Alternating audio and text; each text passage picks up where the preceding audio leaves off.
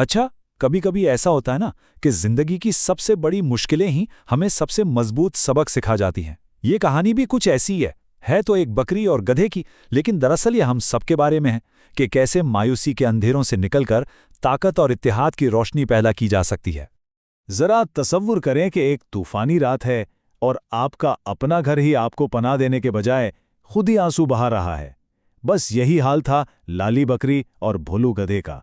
अपनी टपकती हुई छत के नीचे बैठे वो सिर्फ सर्दी ही नहीं बल्कि शदीद बेबसी भी महसूस कर रहे थे। तो बात सिर्फ एक टपकती हुई छत की नहीं थी, ये छत तो उनकी बेबसी की एक अलामत बन गई थी। एक ऐसी याद दहानी कि इस जंगल में जहां दूसरे सभी जानवर अपने अपने घरों में महफूज और आराम से थे, वो दोनों बिल्कुल अकेले और कमजोर थे। कहते हैं ना कि जब किसी के पास कुछ भी ना हो तो एक सच्चा दोस्त ही उसका सब कुछ होता है। लाली और भोलू के पास ना कोई दौलत थी, ना कोई मजबूत घर, लेकिन उनके पास एक दूसरे का साथ था, और उस तूफानी रात में यही साथ उनकी सबसे बड़ी बल्कि इकलौती ताकत थी। जब हम बहुत ज्यादा मायूस होते हैं तो अक्सर सबसे आसान रास्ता ढूंढने की कोशिश करते हैं।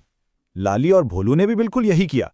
उन्होंने सोचा कि चलो दूसरों से मदद मांगते हैं, लेकिन उन्हें उस बात का जरा भी अंदाजा नहीं था कि ये आसान रास्ता उन्हें एक और भी बड़े खतरे की तरफ ले जा रहा था। तो इनकी ये तलाश जो थी ना, वो उन्हें दो बहुत कड़वी सच्चाइयों के पास ले गई। एक तरफ लोमड़ी की मीठी मीठी बातें थीं जो उन्हें धोखे के जाल में फंसाना चाहती थीं, और दूसरी तरफ जंगली कुत्तों की खुली दुश्मनी जिन्होंने उन्हें धुतकार कर भगा दिया। ये एक बहुत अहम सबक था। कभी कभी गलत लोगों से मदद मांगना मदद ना मिलने से भी ज्यादा खतरनाक हो सकता है। हर तरफ से ठुकराए जाने के बाद वो दरिया किनारे आ बैठे। बारिश के कतरे उनके आंसुओं में घुल मिल रहे थे। ये वो लम्हा था जब उम्मीद तकरीबन दम तोड़ चुकी थी। अब कहाँ जाएं, आखिर करें तो क्या करें? उनके पास कोई जवाब नहीं था। लेकिन कहते हैं ना कि सबसे गहरी और अंधेरी रात के बाद ही सुबह होती है। जब लाली और भोलो अपनी किस्मत पर आंसू बहा रहे थे, ठीक उसी वक्त एक गैर मुतवक्का मुलाकात ने इस कहानी का रुख ही मोड़ दिया। वहां एक बूढ़ा, बहुत ही समझदार कछुआ नमूदार हुआ। उसने उनकी पूरी कहानी सुनी और फिर एक ऐसी बात कही जिसने उनकी सोच को झंझोड़ कर रख दिया। उसने कहा, दूसरों के दरवाजे खटखटाना बंद करो, अपने हाथ और अपनी हिम्मत से अपना घर खुद बनाओ। तो ये सिर्फ लकड़ियां और पत्थर इकट्ठे करने की बात नहीं हो रही थी। कछुआ असल में उन्हें एक नया नजरिया, एक नया फलसफा सिखा रहा था, खुद इन्हिसारी का फलसफा। ये यकीन कि असल ताकत बाहर से नहीं बल्कि इंसान के अंदर से आती है, कि अपनी किस्मत को अपने हाथों से बनाना पड़ता है। तो बस एक नया ख्याल मिल गया, एक नई उम्मीद जाग गई। अब वक्त था इस उम्मीद को हकीकत में बदलने का। लॉली और भोलू ने कछुए की नसीहत को दिल में बसाया और उठ खड़े हुए अपने मुस्तकबिल को अपने हाथों से तराशने के लिए। ये सफर बिल्कुल आसान नहीं था। उन्होंने लकड़ियां जमा की, पत्थर उठाए और उसी तूफानी बारिश में अपने घर की बुनियाद रखी। लेकिन खतरा सिर्फ मौसम का नहीं था। एक भूखा भेड़िया भी आ गया जो इनकी मेहनत को अपनी ताकत से छीनना चाहता था। लेकिन इस बार वो डरे नहीं।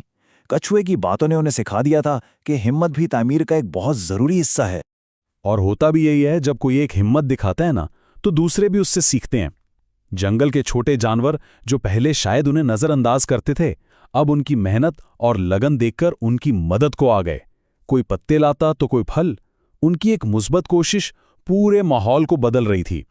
और यहां से ये कहानी एक बिल्कुल नया और बहुत दिलचस्प मोड़ लेती है। ये अब सिर्फ दो दोस्तों की अपनी बका की जंग नहीं रही, बल्कि ये पूरे जंगल के एक होने की एक मिसाल बनने वाली थी।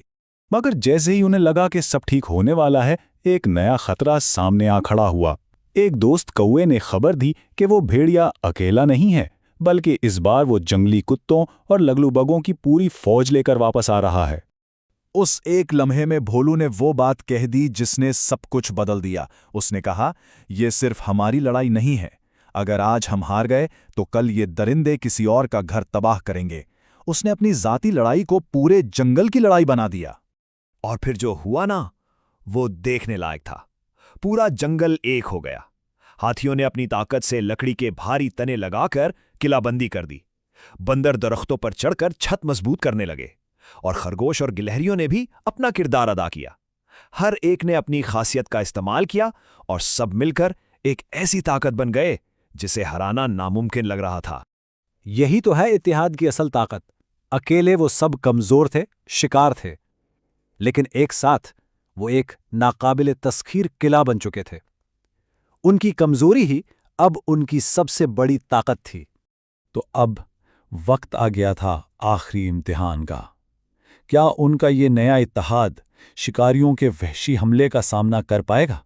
रात का अंधेरा और भेड़ियों और उनके साथियों की फौज ने हमला कर दिया। जंग शुरू हो गई। सबसे पहली दीवार बने हाथी। उन्होंने अपनी सूंडों और अपनी जिसामत से एक ऐसी दीवार बना दी जिसमें हमलावरों के पहले ही वार को बिल्कुल नाकाम कर दिया। और वो लाली और भोलू, याद है, जो कभी बारिश की बूंदों से डरते थे, आज वो भी भेड़ियों के सामने खड़े थे।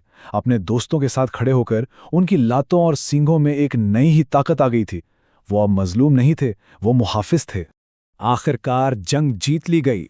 शिकारी दम दबाकर भाग गए, लेकिन असल फतह वो लकड़ी और पत्तों का घर नहीं था, बल्कि कुछ और था। उनका घर अब सिर्फ एक इमारत नहीं रहा था, वो एक अलामत बन चुका था। पता चला कि ये घर लकड़ी और पत्थर से नहीं, बल्कि हिम्मत, दोस्ती और एक दूसरे पर यकीन से बना था। और ये कहानी हमें यही सिखाती है, दुनिया की सबसे मजबूत पनाहगाहें ईंटों और गारे से नहीं, बल्कि दिलों के जुड़ने से बनती हैं। तो ये कहानी हमें एक बहुत गहरा सवाल सोचने पर मजबूर करती है। हमारी अपनी जिंदगियों में तूफानों के खिलाफ हमारी सबसे मजबूत पनाहगाह क्या है?